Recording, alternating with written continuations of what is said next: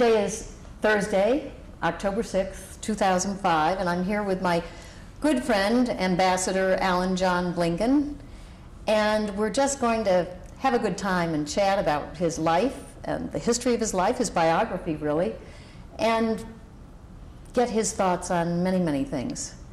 So actually, it all began right here in New York City. Most of your life has been right here.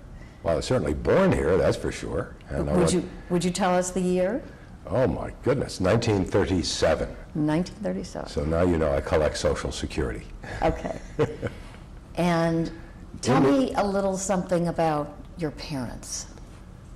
Well, it's kind of interesting. It's a typical American story. My mother's family came from Germany in the 1800s. My father came over here from the pogroms in Russia in 1904, put himself through school, put himself through accounting school and law school, met my mother, they married, they moved to Yonkers, New York. Mm-hmm. That was about as far out as anybody could go. I think I wasn't even sure if they had the trolleys built then. Yonkers was like the country then, wasn't it? Yonkers was countryside. Past the country, for goodness sakes. It was really something. And I grew up for my first, I'm trying to remember, 12, 13 years there in what I thought was a great big gigantic house, until I revisited it a few years ago with my wife, and we realized it was actually a very small house. It's still there. It's still there. It's now become a two-family house, but that's the world. How about your grandparents? I knew my mother's parents, my father's parents. I never met them.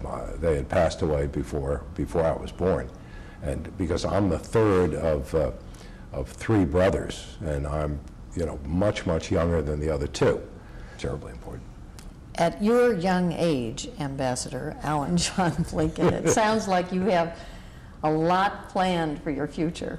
This isn't, there's much more that you want to accomplish in your life. Oh, there's places to go, things to see. I mean, we've spent a lot of time in Europe and South America and Africa. We've only been once to the Far East.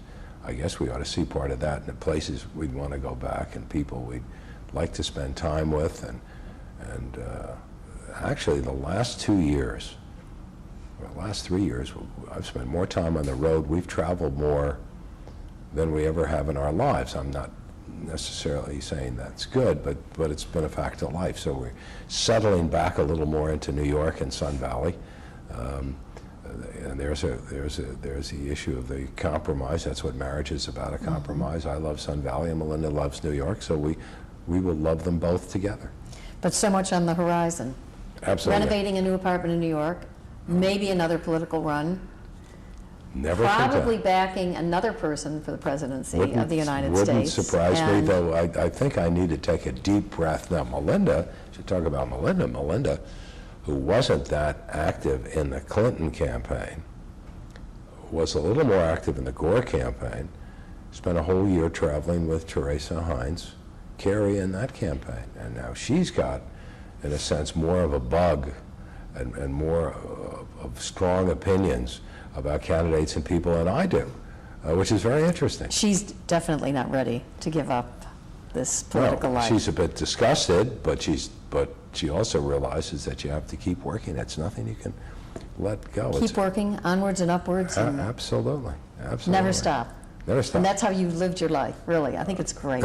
Thanks so much, Alan. This has has been fun. Great fun. What a wonderful life you've had. We have to see how it all turns out now. Can't wait to see.